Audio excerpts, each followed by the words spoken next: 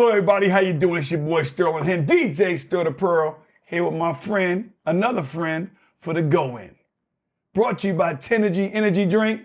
Pick one up, it'll do the same for you. But today's guest is my man. I call him Money in the Bank. You guys might know him as Frank. My man Frank Shaklin Jr. What's going on, up, man? bro? What's up, bro? You good? I'm good. Look here, man. Everybody's happy you on the go-in, baby. Well, I'm happy you asked me to be on the go-in. Man, look, I'm privileged you made time to be here. I'm privileged that you're privileged, that I'm privileged. Well, then we both privileged. We just privileged people right now. I mean, that means we eating. We got maybe 3 square, but that's it. That's okay. We got 3 square. Keep it from starving. Bruh, no, here at the go-in is what we do. We just try to cover a few things and have a little banter back and forth about a few topics. Okay. So, but first, before we go into all that, tell me about yourself. Frank Shaklin, who is he? Well, I'm Frank Shaklin Jr., named after my father, Frank Shaklin Sr. Big dog. Big dog. Originally from Paducah, Kentucky.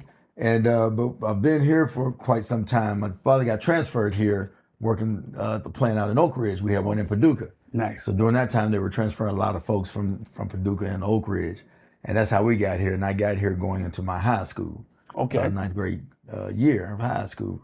And went to, graduated from Carnes High School. You went to Carnes? I went to Carnes High School. I know a couple people, JJ McCleskey. Yeah, but me and him came out together. There it we is. came out together. There I like to say he and I and a few other folks, we gave him an athletic department.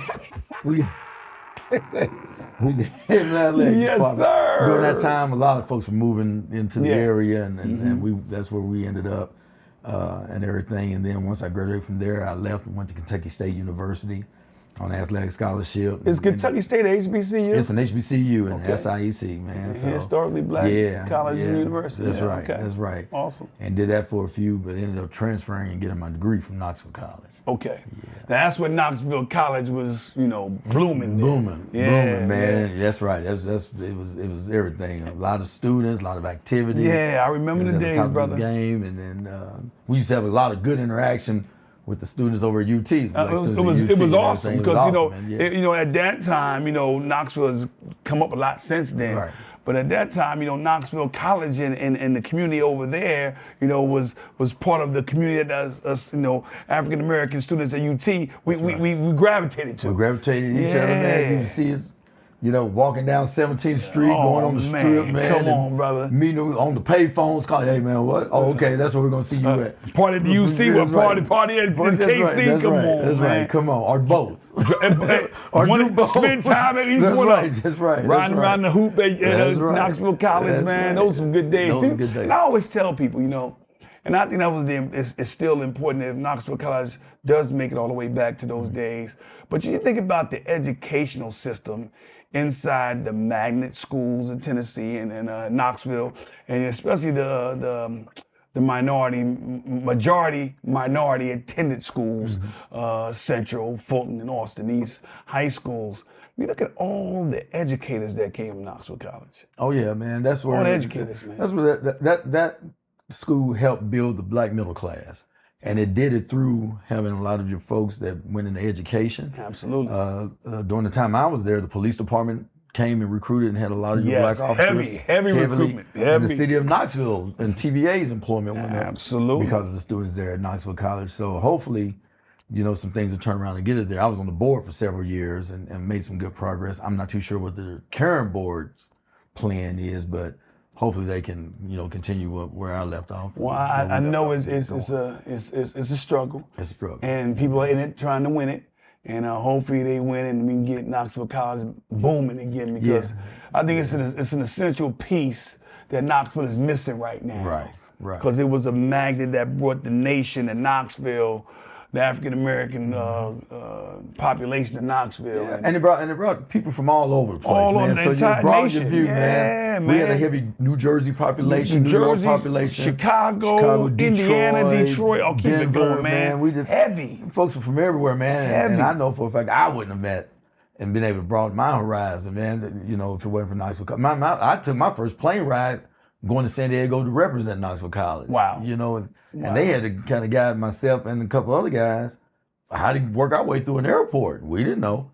But, once we got there, we represented the school well while we were in college and all that stuff, and then helped get us some nice positive, stuff and everything going on. So, Knoxville College did a lot for me. Had a lot of guys. There was a couple guys who go to NFL from Knoxville We College. had several guys go to NFL. NFL. They played 10, 12, 15, 14 years. Played some time there. And one of them, Eric Carter. Absolutely. He's in the Canadian Football Hall of Fame now. He just got put there, this past year. I remember when E. Carter was there. Yeah, man. Yeah, so, and he, matter of fact, I think he got a ring. He was in the backfield with Deion at San Francisco. So with the 49ers. With the 49ers. Sure was a DB back so there. We've had some solid people come out of there, and, along with folks that are, in just various fields, whether it's biology or chemistry what really sticks out to me, the people that dove into education, wanted to help, the next generation, and young people. The Stan Johnsons of the world who are still around, and the Alvin Armsteads, and those people who jumped in the good fight. Right. For a minute there, I took my own little analysis, and I said, wow, if Knoxville College wasn't booming when we were around in 80s and 90s, how many educators would be at these three schools, Fulton, Austin East, Central? Think about that. It was a time when they were all Knoxville College graduates. Well, you got Fairgarden, you got Vine, Seymour Green, Maynard. Oh, man. They did all. But one thing, you mentioned about, I think the one thing that made those of us from Knoxville College reach back to the community so much, we were required to have to do part of our education at a school or at the nonprofit. Okay. So if you wanted to graduate, you either had to go do a student teaching at one of the schools, or you, like I had ended up at the Boys and Girls Club. I'm sorry, the YMCA. YMCA, okay. Yeah, which is now the E.V. Davidson Center. Okay. So I had to go there and spend a semester there, as well as go to school to finish school. That was part of the curriculum. So it's kind of, in you, because we had to do it. And if you didn't want to do it, once you did it, you're like, well, this is not too bad. Maybe I need to kind of look at doing some things. And it gave young people an opportunity to see people that look like them. That's right. Doing something other than what they saw on their daily life. Absolutely. And that's important, because I know myself, I'm a conversation away and want to expose you away from maybe experiment more and other things I should not have. Right. And I did not do it because of a conversation or an experience I had with an older person during my younger years. Right. And those are things that were invaluable, that Knoxville College still has good seeds and roots in Knoxville for. I just hope that the school's able to come back and keep it going. Keep it going. Keep it going, man. Got a long way to go, but we hope so. Keep hope alive, brother. Yeah, that's all we can do right there. Keep it alive. Keep it alive. Hey, tell me more about yourself, man. Okay, well, my degree was in sociology. Okay. So mine too, undergrad. undergrad. That's right. Give up for sociology. Yeah. And then when I graduated, I was a probation officer for a few years. Wow. Yeah. So I was a probation officer with the I state. didn't even know that. Yeah. Okay. So I did that for 5 years, and while I was a probation officer is when I started doing the flooring, selling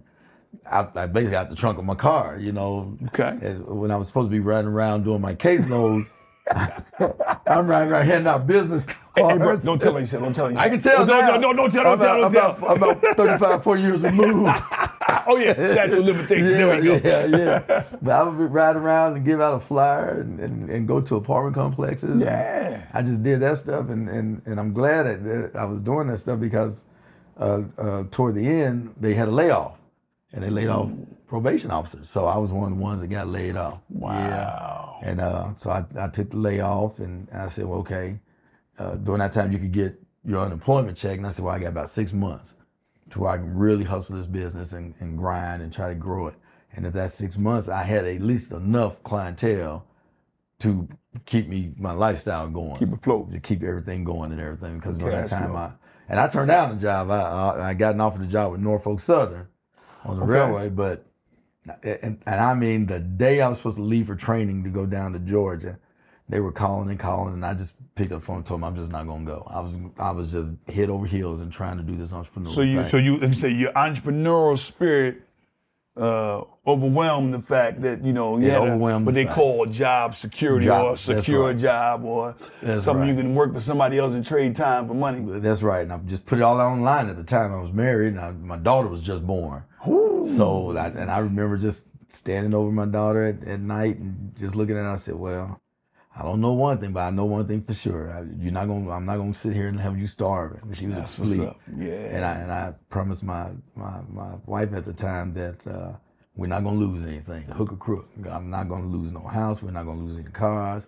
But my mindset was, if it get that bad, I'll go down to McDonald's. I'll flip a burger. Yeah, I will flip a burger. I don't have no problem doing that. I tell everybody, if something got real bad on me, I'll cut everybody's lawn and you know, do a paper out as long as the whole city. That's right. I'm gonna find a way. That's right. I'm gonna find a way just to make ends meet. Absolutely. And that's what we did. I might not eat filet mignon, but I'm gonna showing up eat some peanut butter and jelly. Well, you know, and I think that comes from just being used to working and doing, and athletics kind of contributed to that because you had to work. Yeah, you had to work. To get a chance at winning, you had to work. You had to work. You had to work. And sometimes you was doing athletics and doing your little job that you may have had on school. At least, you know, where I was, you might have to sit behind the little desk and check people going into the dorm. Yeah, man. And then come Saturday, you strapping up and everything. Come on. So, and I come from a family of workers. You know, I remember when my dad, man, he had 3 jobs at one time. He was working out at the plant in Paducah.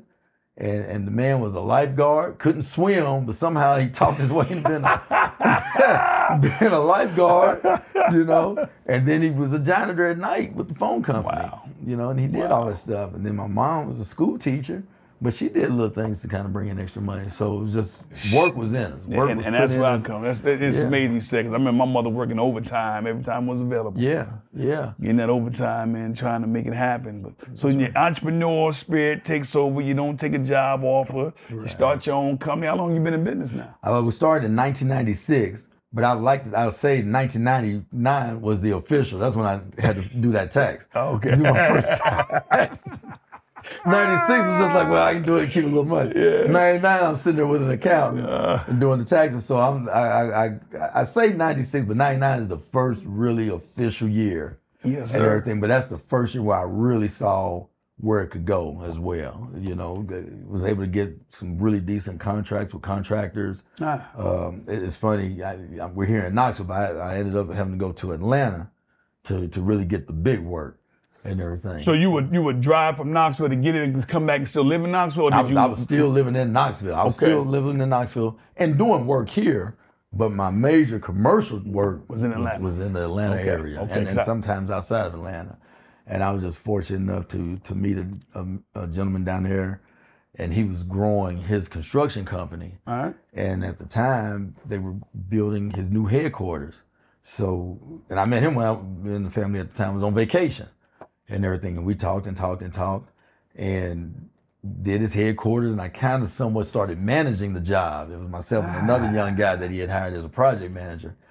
And when we got done with that, he said, well, man, I got another set of blueprints I need you to look at. And I'm thinking, okay, well, it's probably, you know, some of the 2 stories about what his headquarters is. Hey, man, it was like a 5-6 phase apartment complex. Phase. I'm talking about 2,500 units.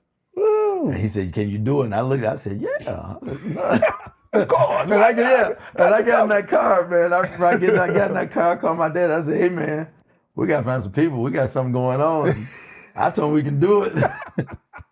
And I don't know anybody that can do it. Hey, look here, brother. You find a way when opportunity comes. Come on, man. I'm telling you, man. But I was like, okay, we're gonna find it. We had some time to get it all together, and worked on, you know, getting the bid and the proposal and how much it was gonna cost. And, you know, the dollar amount was so high in my mind. Yeah. I said, that's too high. And I'm marking it out and looking at it again. Getting the cost analysis and everything. Yeah, I'm calling the suppliers. You sure this is what it costs? You know. And then I was like, this is what it is. This is it. And I turned it in, and he was like, well, that's a good price. Man, that's very competitive. That's right on point. He said, all right, we'll get that contract to you. Wow. And I just sat there, man, and got in the car and started tearing up. Bro, look here, man. Got to start tearing up, When preparation meets opportunity and work is done, you always give yourself a chance to win. You always give yourself a chance to win. And brother, you figure you was in business for how long at this point? 5 years, official year, 2? 2, officially like 2. Yeah. And doing that, before that, you're just doing houses, you know. Oh, come on, man. Maybe every once in a while we, you know, do someone that was at a church. You might do a church. Yes, sir. But, you know, it was mostly just residential at that point, you know, and just trying to get a shot up here, just trying to get someone that would believe in you. but I had to build my resume out of town in order to bring it back up here. And I'm thankful for it because I was able to start really having something to talk about with the contractors up here. So now, here we are in 2026. So we're going to say the official, is it 27 years or is it 30 years? Well, now I'll go ahead and say 30 years. Well, happy anniversary, well, man. Thank you, man. The big 3-0. Yes, sir. People don't last 30 days, let alone 30 years, brother. That's awesome right there, man. Man, but it was a lot of trial, a lot of error, a lot of learning, a lot of folks that I was able to lean on and everything and meet along the way that gave me advice. They helped me avoid some potholes. And if I did kind of hit the pothole or hit a wall, they would help me out there as well, man, and work your way out. So. Well, that's with relationships, though, man. When you got relationships with people and, you're able to have some discernment on who you let into your business, who you do not let into your business. That's right. And you find out who really wants to help you versus, give you a hand and push you down or a hand and pull you up. That's right. And, when you have relationships around like that, man, that's the blessing I've learned in business. That's right. And I'm not as fluent of a businessman as you are. Oh, you are, man. I'm gonna tell you honest. I remember you would come by the store and we would just be sitting there. Everybody was gone and we would be talking and you were bouncing ideas off. Man, I'm gonna do this shank dog. I'm gonna do this dog. Deuce, I'm gonna do this. And sir. And I was like, man, I'm gonna do this too, and I'm gonna do that, and I'm gonna do this. We talk for hours. We would talk for hours, and then you leave. Might not see each other for a month or two. Yeah. Come back, then we have another round of conversations. Come over to your house, have another round of conversations. Then, might have something like, man, I don't know what I'm gonna do, man. Hey, look, man. I don't know, man. I'm running out of time. I'm running out of money. We went through all that, and then. It would bounce back, so. Well, and that's something that I want to see a lot of the young people, get from our generation. As cool as we are, they think as cool as we are not. You know what I'm saying? Right. But one thing we do is we got that snapback. That's right. We got that don't give up mentality. That's right.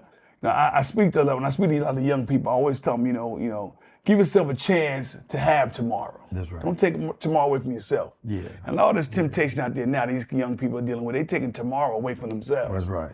And they want it now. Yeah. And a lot of times it doesn't happen now.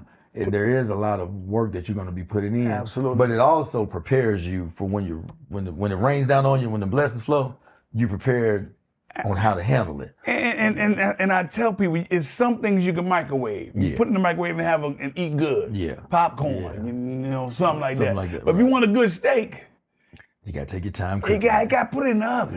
You gotta take your time. You gotta put it on the grill. You gotta tenderize it. You gotta overnight, and marinate that. That's right. Take a little time with it. Right. And when you do that, not only does it taste better, but if you do that in life, you have more of a foundation to stand on. That's right. Because at the end of the day, it's all a house of cards by how thick and how strong are your cards. That's right. These cats, running on thin mints, man. But iron sharpens iron.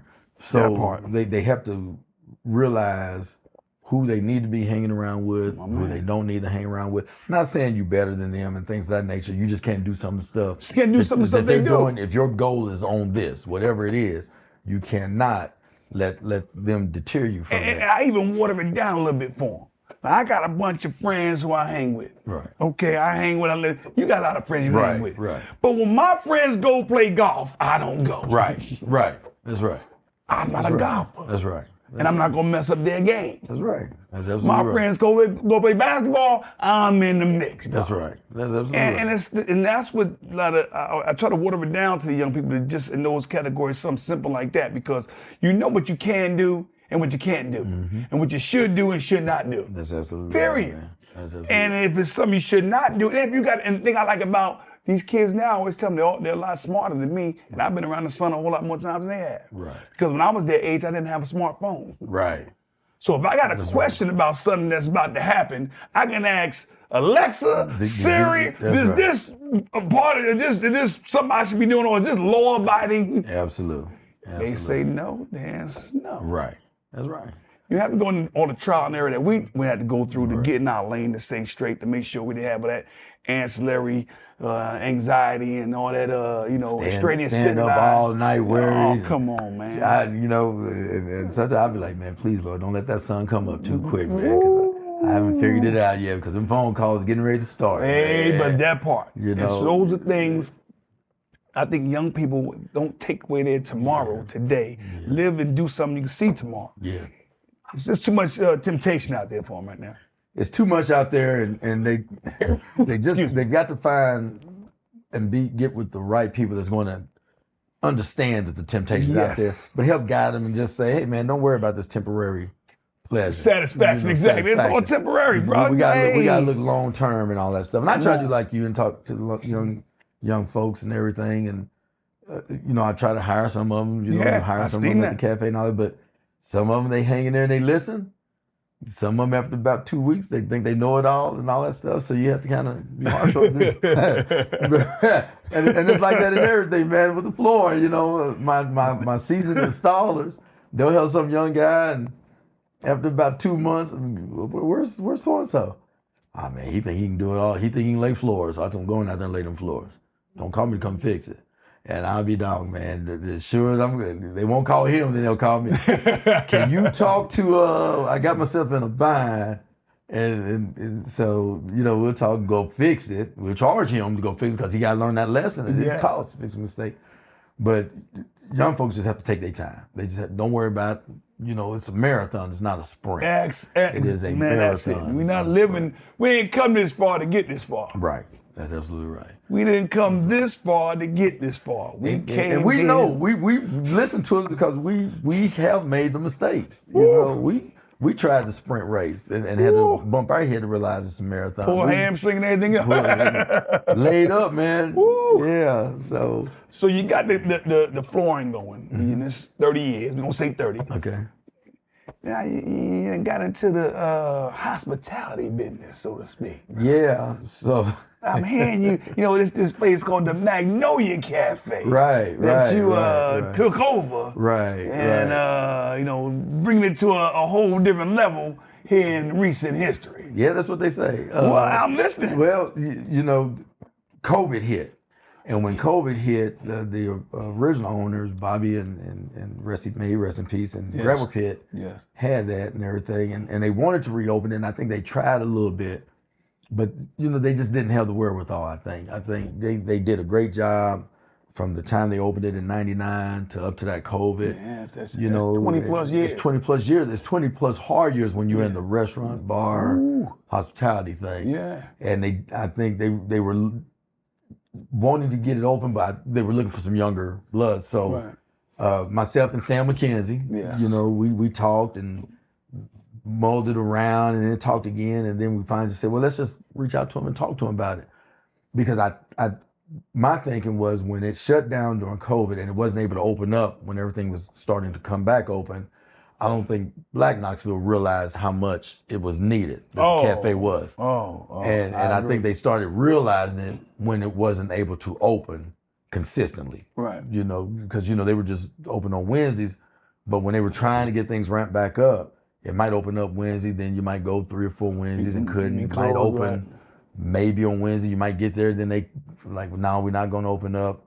And everything. So when I talked to Sam about it, and I said, man, I think this would be a good opportunity for us to continue their legacy. Yes. Definitely a business opportunity, but I think it would be good just to help them continue their legacy. And really, we didn't think they were going to be open to it. We just thought we'll mention it to them and let it be like that. But, they were really open to it. The more we talked about it, their main concern was that we just get it right, try to take it to where they couldn't take it. And we promised them that we would do that and that we keep the name. Yeah. And we knew we were going to keep the name. They worked hard for that name.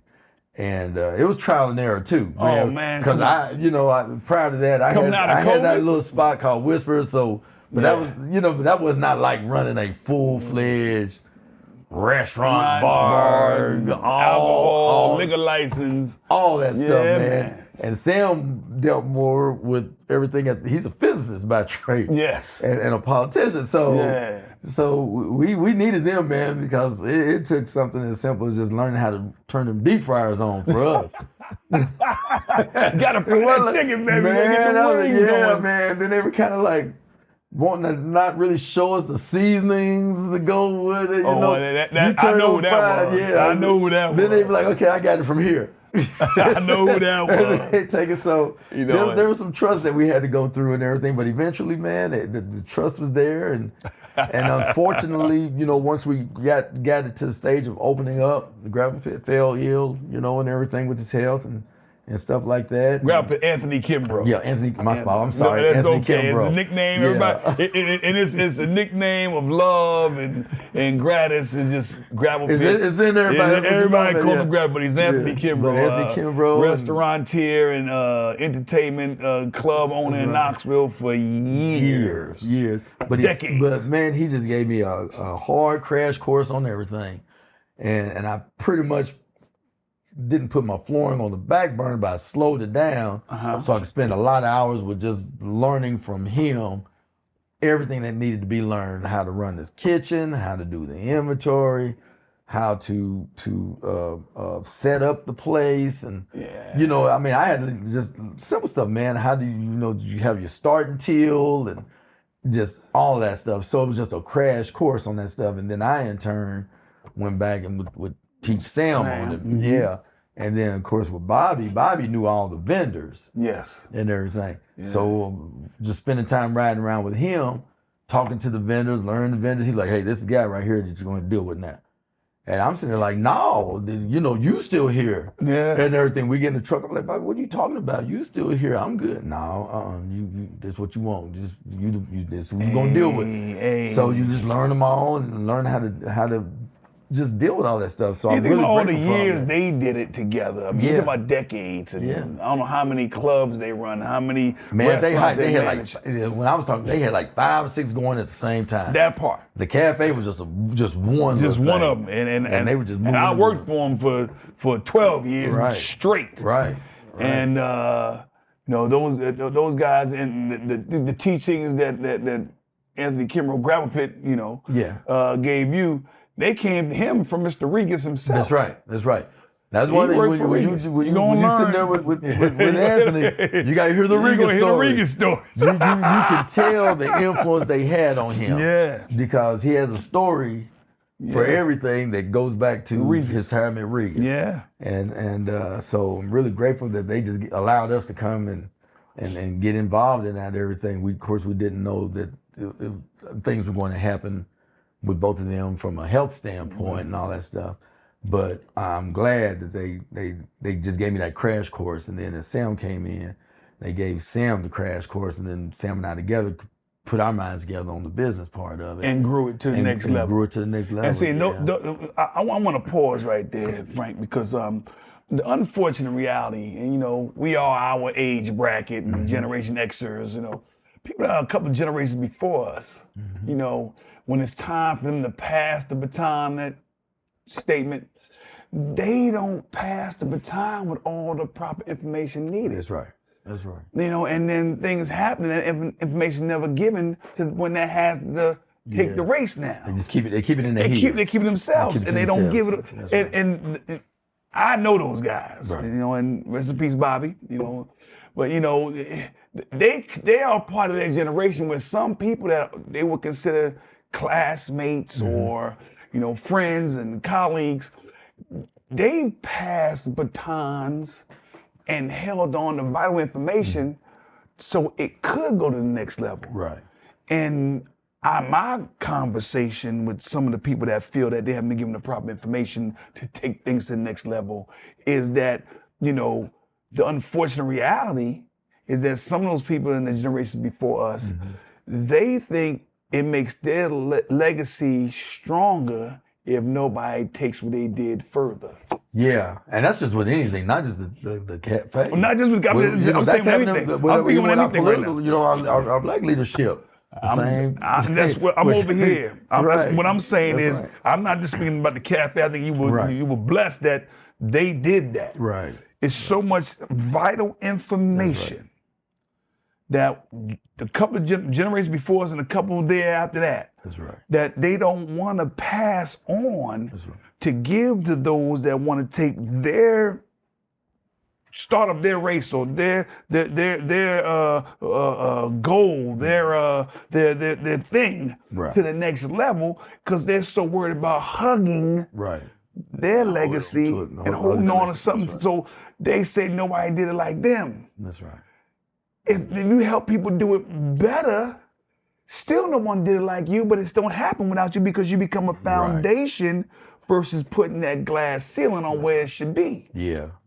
And unfortunately, some people don't see that the way we do. Yeah. And generations after us see it. Yeah, well, we definitely, we document a lot of stuff because we want to, when our time comes, we want to pass it on to the next generation. Absolutely. We don't know if that's going to be my children and Sam's children. We don't know if there's going to be two young dudes come in and be like, hey, man, we like to go ahead and buy it. Get this off your hand. Get this off your hand, like we did and everything.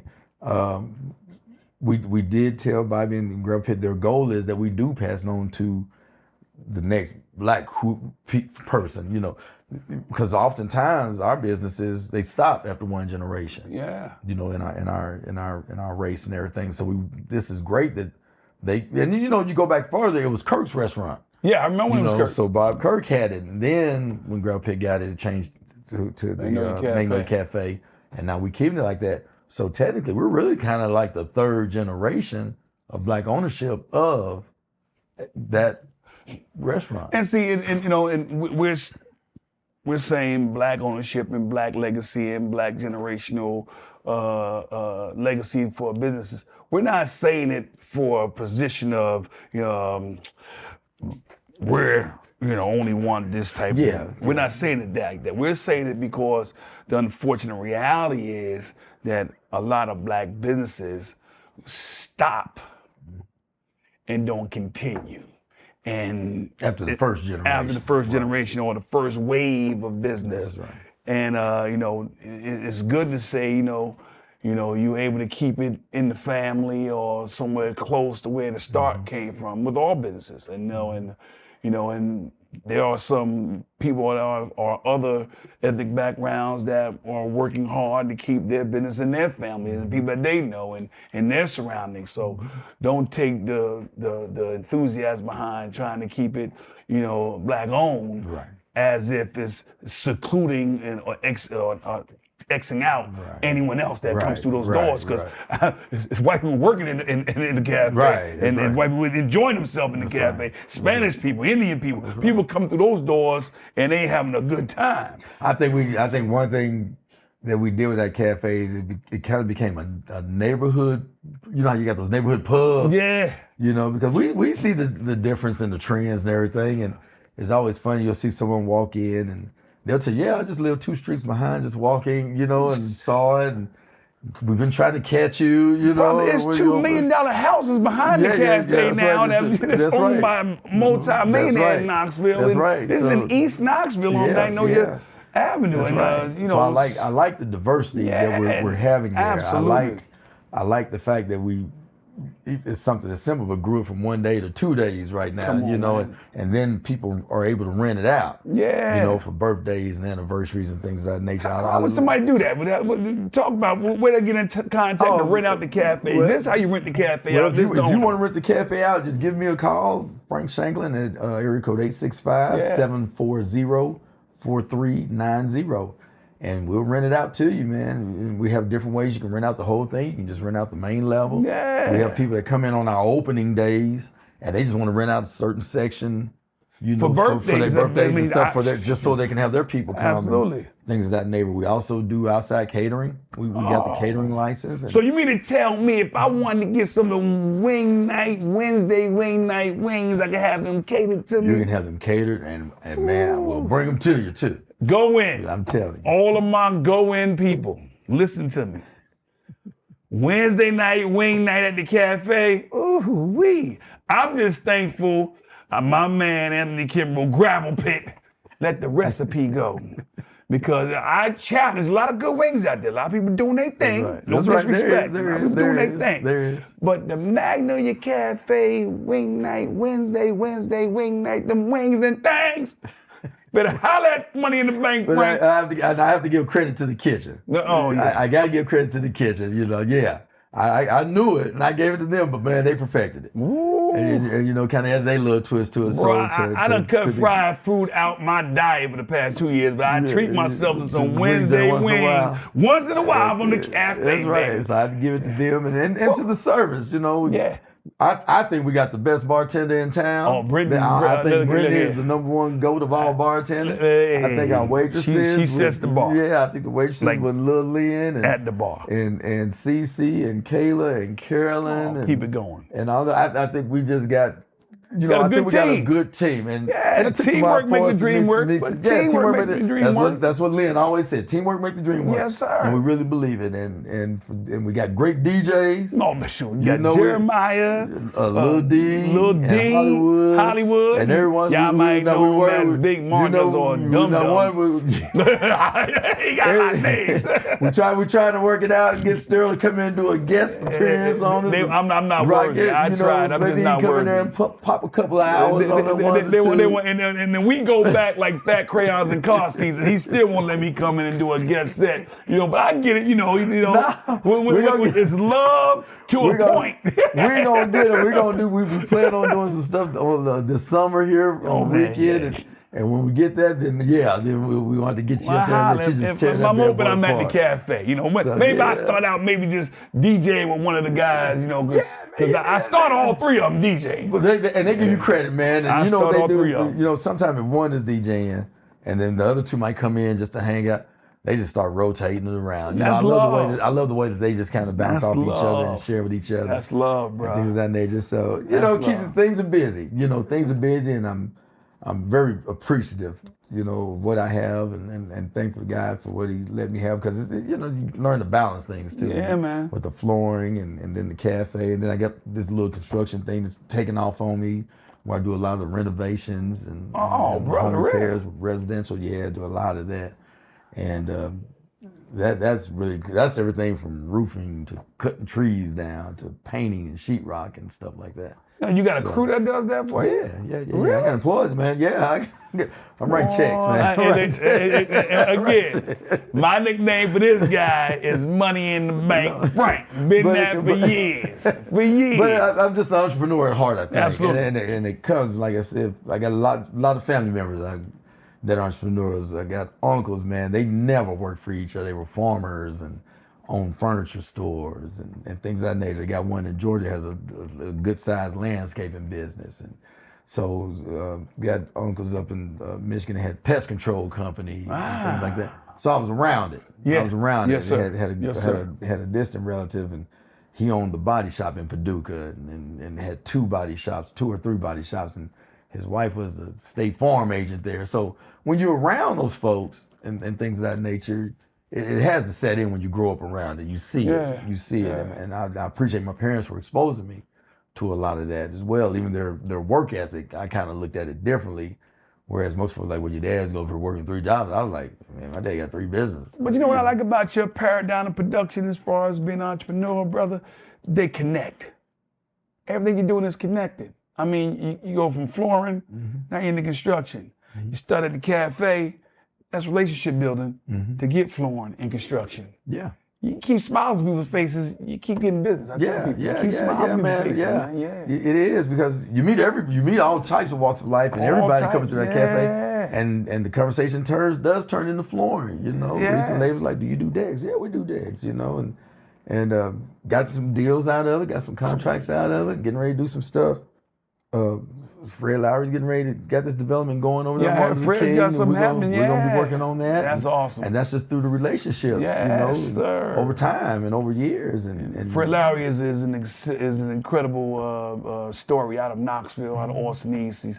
incredible businessman, a phenomenal person, one of our frat brothers.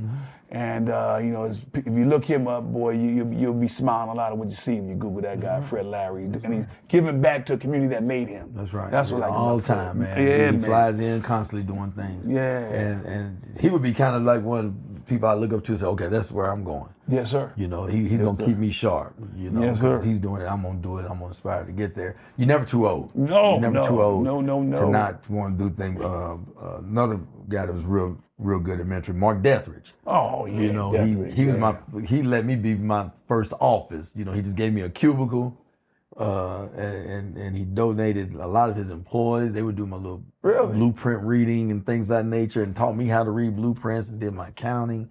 And I had a dedicated line, you know, in his office where they could call that line. That's love his right office there, staff pick up line 4, Shaklin Sons flooring. That's you know, love and right I'm there, inside brother. of East Tennessee Mechanical and everything. So he was very instrumental, man, and helped me out. I call his wife Big Sis. Lord, that's Big Sis, right? That's Big Sis right there, bro. That's right. She got a story. Yeah. So folks like that, you know, helped you grow. And then, of course, there's just a lot of these legendary folks we got here that you meet in Knoxville, the Harold Middlebrooks that they always, you know, and the Bob Bookers. He walked with Dr. King, didn't he? Yeah. I think the best thing my dad did was get us out of Paducah and put us here, because I just honestly feel like that there's stuff that people I was able to meet, things I was able to do that I would not have been able to do in Paducah. I think if I would have transferred out of Kentucky State, I probably would not have finished school, but Knoxville College was here for me to finish school. Yes, sir. If I wouldn't have been here in Knoxville, I would not have met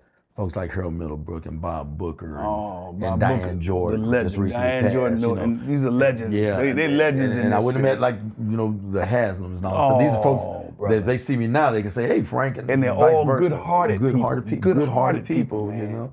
And I look at you, I wouldn't have met you. You know, but we have crossed paths. We'd have found each other. I think our energies would have found each other. It might have been a little later in life, but we'd have found each other. That's right. You know, I think that. I believe that. That's right. So just so much has been very influential and helped me in life by being here in Knoxville.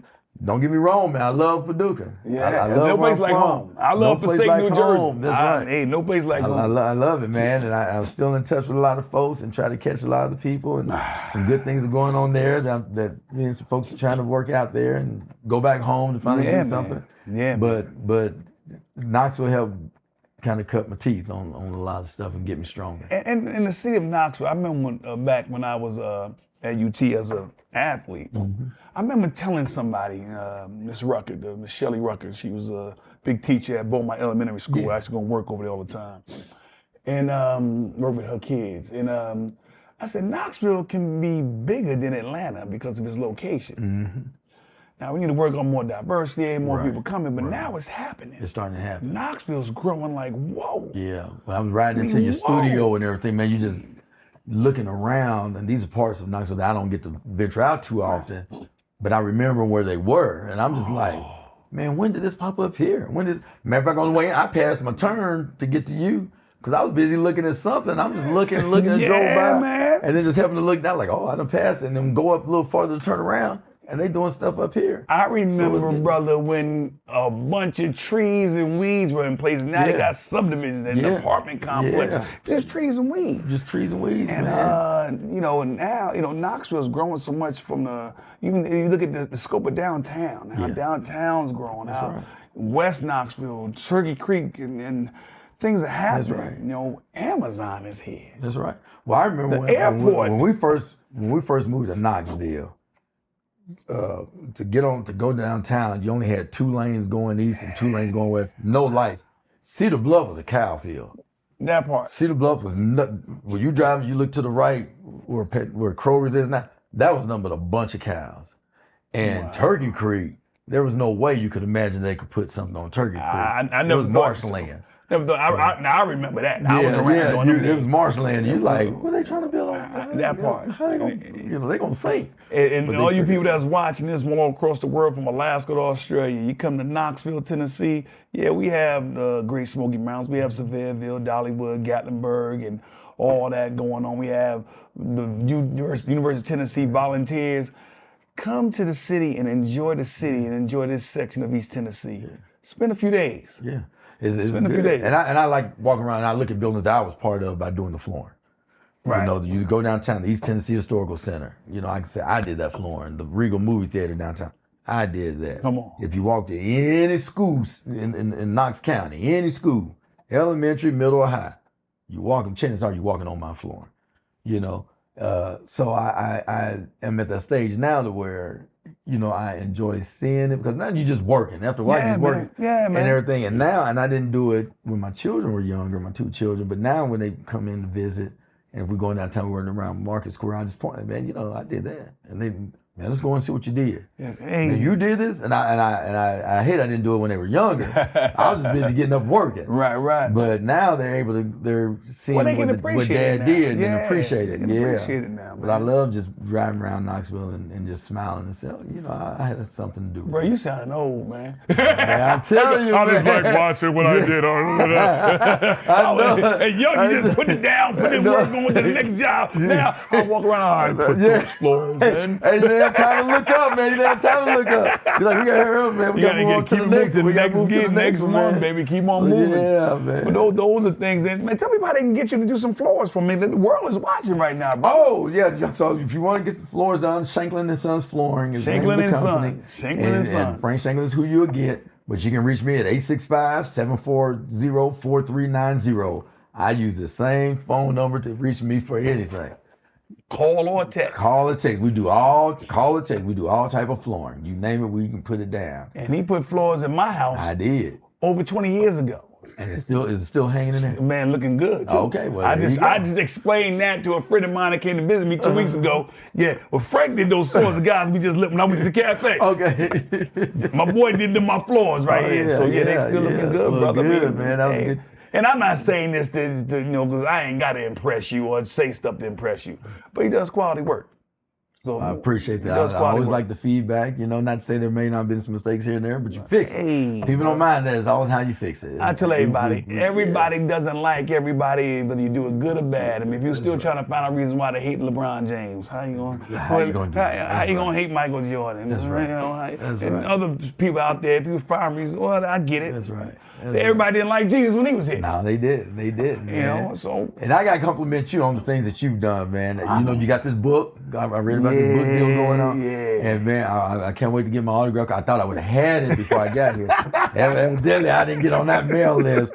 You know, but that's okay. You know, I'm gonna go get it. You good. You good. You good. You ain't gotta worry about nothing. You good, bro. Okay, so I like that, man. I enjoy the fact that I'm watching television and you a sheriff here and, you know, trying to solve a crime. Hey, man, they got me playing One day I roles. think you was on Power. You know, I'm like, man, I just talked to him, man. He didn't tell me he was on Power. Hey, man, have driver's license, will travel. Have a passport, will travel, That's brother. right, man. I got a chance to see you in action. You know, I got the chance to go out on the West Coast a little bit and catch you when we out there. And I'm like, man, they just don't know, man. But it's the grind. It's the grind. It's not a hustle. It's a true grind. And I grind when I grind, not for the shine. I grind for I love what I do. Yeah, That's you it, got to. man. You got to love what it, I do, you know. yeah. And you know, it's a different type of tiredness, you know. It's a different type of tiredness. It's a different type of tiredness because you're going and going and going. You take your nap and then you just pop back up. Because you're excited about what you're doing. Right, man. I'm excited about what I do, I man. applaud you for all that. And I was telling a couple people, a friend of mine, he's a big Michigan fan, and talking about, you know, all the DJs and all. I said, well, you know, that started over here at UT. I said, my boy Sterl started doing all this stuff at football games and basketball games. Everybody else just saw the excitement and then they picked it up. And now you go to the volleyball game, you used to just go and sit and just turn it down, you know, the music's on and everything. Man, so you got a national trend that you did, man. I don't think folks really realize that it started with you right here over University of Tennessee, and you brought it to fruition. You said, man, I'm trying to get this thing. I can't tell you right now I'm trying to get it, but man, it's gonna be big. And I mean, it's gonna be Neyland Stadium big. I remember you saying that, and I'm like, Neyland Stadium big? What's he talking about? Well, you literally meant Neyland Stadium big. Hey, man. So, man, I applaud you, man. They gave me the shot, man. You know, and my thing is, I don't do it for me. I do it for the people. So I hope, people enjoy what I do, and I'm happy to see that, I'm really thankful to see that there are other schools and programs and sports teams that are including the DJ as part of the entertainment for in-game excitement. Yeah, that's a living legacy right there, man. And I'm thankful. It's on TV. You can sit back like, that was me. That was all. That was me. Hey, man, and about again, I didn't do it for me. I did it for the open up eyes of those to try to get fans engaged, to want to excite the team they're cheering for more. Yeah. And that's one reason I do what I do. And that's why I love what I do, man. Just trying to get excitement and passion for all that's going on, man. And other schools are picking up on it. There are other talented DJs out there doing their thing, rocking and rolling. And hey, and I want to encourage other schools and other professional teams, other semi-pro teams, anybody that has a piece of entertainment, try to find a DJ in your area that is passionate about what he does and give him a shot. That's right. Or her a shot. That's right. Because you'd be surprised what a song can do, man. That's right. That drew my whole love to DJ anyway. You drop a song on somebody at the right time, they forget about it. Every problem they got. That's right. That's and right. Some people need those moments. I know I do. Well, I remember, when you were doing the part, you bringing crates. Now they can download everything, and you walk in with a laptop and just plug it up. Hey. Man, you was bringing crates, and we're like, man, you need help with them crates? Yeah, grab that right over there, bro. Get that right over there, dog. You just crate stacked up, and you got it going and mixing, you flipping through and all that stuff. Yeah. That's the old school crates and records, and that shows the evolution. Of even more we talked about this whole show, Frank. Evolution of business, evolution of passing the torch. Don't put a glass ceiling on what the limit is to try to extend your legacy or make it seem like it's bolder than the next person doing what you're doing in your field. Because DJing, I remember we had 2 record players. That's right. Then we got turntables. Then we got a mixer. Yep. And then now we had the turntables, the mixer, and the time code piece of wax that plugged into the computer. Right. And now you got controllers that to go directly there. And now you got some apparatuses that are this big that can do everything that the controller and the computer can do without the computer. And you don't have to be in the radio station now to do it. Because a lot of times I might be, man, that sounded good. You're like, I'm unbelievable. Yeah, because I'm piped in. Yeah, you piped in. Pipe so right on in. That's right. And this is what technology is doing. And I'm glad you brought that analogy to light about the DJing thing. That's just another analogy about some of you people who have trailblazed ways to make new things happen for people in your community. Don't be selfish with the information that you had to trailblaze the way, because to go to the next level, to know where you're going, you got to know where you came from. And if you don't know it all the way where you came from, you're limiting where you can go. That's absolutely right. And it doesn't impede on your legacy. It doesn't. It actually enhances it. It enhances it. Absolutely. So please heed what we're saying when it comes to that transformation from DJing and from when you are at a point where you can't take that trailblazer, that opportunity further, and someone else has the energy and maybe the new ingenuity to take it to another level. Don't be stingy with the information that you have within you to get it where you got it. Where you got it. Get it where you got talk it. to them. Talk to them young folks out there. They'll listen. Absolutely. They'll listen. Talk to them. I always, with my son and daughter. Not only do I talk to them, they've heard my mouth enough, but it's their friends. Yeah, that you're trying to get to. So when they got their group, you're talking to their friends and even when I go visit my son, he's up at school at ETSU, we walking around and his buddies come around and just talking, and you might share something that they didn't think about. Yeah. And, he kind of get further, he'd be like, man, Dad, they be liking you, man. Now you pop. But you sharing the knowledge and they kind of, start that respect and everything. Man, so it's all about the vibes, man. Yeah, it's all about the vibes. All about the vibes. Just sharing the knowledge. So, friend, before we go, you got to answer this question. All right. Here's the question. How has music played, what part did music play in your life to this point in your lifestyle? And how do you see music playing its part in your life and lifestyle in the future? Music, man, has always been a part of my lifestyle. Growing up, my mom, my dad kept the record player playing. Come on, man. Everything from Marvin Gaye. My dad, huge Temptation. Let's go. That's bottom line it with him. Let's go. So the Temptations and the Marvin Gayes, from that era, and then you ease on up when the Isley Brothers started getting into the disco era and things of that nature, and Shaka Khan and all that. Oh, you talking now? And Wait a minute, you bring them. You guys better go research these artists if you don't know. And what it did, at first when you're growing up, you're listening to the beat. But then somewhere down the road, you start listening to the words. Absolutely. And what the music does, I think it helped me broaden my mind, because the musicians are singing about things that they had to go through. When you get into the rap music, and we kind of grew up with the NWA. Come on, I tell everybody. Now everybody understood why that song about the police came to light, because you finally saw the movie Straight Outta Compton. That's right. They were just telling stories. Yeah. And even though I may not have lived in that lifestyle in the projects, well, I was able to understand through their music, and it helped me when I was in school, being around a lot of the guys. I understood where they was coming from. A lot of them guys that were coming from some of the areas in Detroit and Chicago and all that stuff. I'm from New Jersey. And New Jersey and everything. I knew exactly what they were talking about. Yeah, so music has always played, but music also keeps me calm. I keep music on all day, every day, man. If I'm at the store, there's music on the radio, listening to WJBE when you're on there. When I'm in the car, it's on the radio. Of course, the cafe got the DJs and music playing before the DJs get in. And then when I'm at home, if I'm working around the house or just relaxing, music's on now on the Spotify or on, Alexis. Put it on. And it also helps me relate to my children. Okay. It helps me get in their mindset what they're listeling to and so you went from the Temptations to now your kids and what music is doing for you. Yeah, what music I don't like it all, but my parents didn't like everything I listened to. They didn't like everything I listened to either. I understand you think our parents like NWA? They did not like NWA, but I like little stuff too. Hey man, loaded up not too long ago. I went to the Kendrick Lamar concert. Had a ball, man, with him and SZA and all that stuff. Come on, man. I'm with that Breezy Bowl. Yeah. So.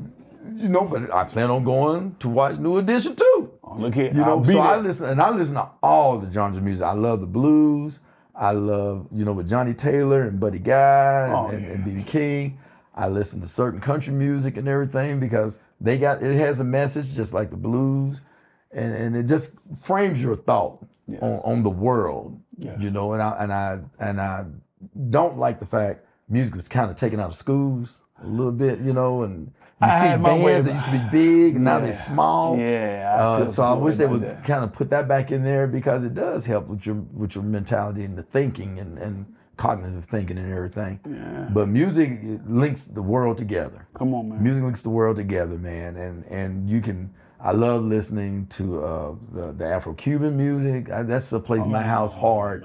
I love listening to the music that's coming over from Nigeria and Ghana and all that. That plays hard with me and everything. I like listening to some of the music that come from Lebanon and everything. I'm always playing something different. Wow. And I like it. I just like it. And it just, to me, it helps link me with the world. Yeah. But it helps keep me calm. If I'm happy and excited about something, I'll put in, some De La Soul or some Jeezy or something like that. Boy, I'm bouncing around the house, rapping along with it if I can get the words right. It's funny, man. I'm driving back from doing an event in Virginia. And you say that, bouncing around. I'm driving back. So I'm at the University of Virginia, just finished DJing the swimming championship. Okay. And so stayed the night, and I'm driving back to Knoxville, and my song came on. And one of my favorite songs of all time is my favorite is "Optimistic" by Sound of Blackness. Okay, yeah. Okay, that's my favorite song of all time. But "I Got Soul" by Eric B. and Rakim is one of my. That's it. Bro, that thing came on, so I'm bouncing in the car. I'm rolling. I'm noticing nobody else is on the highway. I mean, everybody know when you don't see nobody else on the highway, but you're probably going too fast. Right. But I'm just riding. All of a sudden the cop rolled up on me, and then he said, and I said, "You didn't get me, did you?" He said, "Yeah, I got you." I said, "Man, look, my song was on, man. Give me a break, though. My song, I wasn't bothering nobody, I wasn't endangering nobody." He said, "Man, you was going too fast, though." I ain't gonna tell you how fast I was going. Right. But he did, show me some love. But I said, "Man, I don't mean no harm. My song was on." Music can do that. Music does that stuff, man. Yeah. I collect albums, man. You want to find me, you'll always find me at some of these little vinyl shops, man. And I come home, I like just hearing the album and the little I like hearing that a little bit and everything. You talk about your favorite. I love Smile by Kirk Franklin. That, Yes, you know, sir. that's, I don't care what's going on. When that Smile song Yes, comes sir. on, Yes, man, sir. it really just puts all my worries, my troubles away for that moment. You know, while that song is going, I can literally just pause it. And for some reason, music like that will help me think clearer. You know, so whatever the problem is, I done came up with a solution. Yeah, man. I done worked through. If I'm sitting there and I'm reading these blueprints, music going on, I'm honed in, and what should take me about 3 or 4 hours, now I done cut it in half because I'm just kind of in my groove. Yeah, man. And listening to it, and it puts me to sleep sometimes. The easy listening to music, just turn it on while I do my little meditation. Love, you know, gospel music. Of course, I like to play it more than just Sundays. So I'll listen to all those good gospel greats that sing, and sometimes it's just the acapella music and everything, where it's just the voice itself. And so music, to me, I just don't see how you can function without music. It bridges the generations. It bridges and transcends race. Yes. You know, and it transcends age. Yes. You know, so music is very important to me. I feel that same way too, brother. Music is definitely part of my life. You know that, man. Yeah. Frank Shaklin. Appreciate you to go in, baby. Yes, sir. We went in, baby. We went so far, we came out the back door. And we got more in store. Tune in for the next go in. Something just happened. My phone. But his phone, because it's ringing. You guys done called him. Somebody needs some floor or some chicken wings. Some chicken wings, baby. Oh, whichever one, I'm going to answer. I'll call you back. Got you covered. It's your boy DJ Sterl, Pearl, my man, my guest, special guest today, Frank Shaklin. I'm here on the go in. You know how I do every time I leave you. My people, always let party right and don't fight, and let that peace sign be your shrine. So today, my friend, it's your boy DJ Sterl, Pearl. Get him up and keep him up. 2 fingers.